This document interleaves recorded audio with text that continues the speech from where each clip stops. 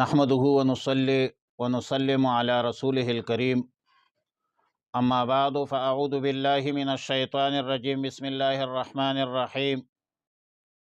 اقم الصلاة لدلوك الشمس الى غسق الليل وقرآن الفجر ان قرآن الفجر كان مشهودا۔ پارہ نمبر 15 سورہ بنی اسرائیل، رکوع نمبر 9، آیت نمبر 78-69۔ اقم الصلاة، قائم کیجئے نماز کو، لدلوک الشمس، سورج کے ڈلنے سے،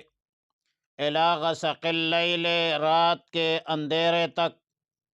وقرآن الفجر، اور قرآن پڑھ فجر کو، ان قرآن الفجر کان مشہودا، بے شک قرآن پڑھنا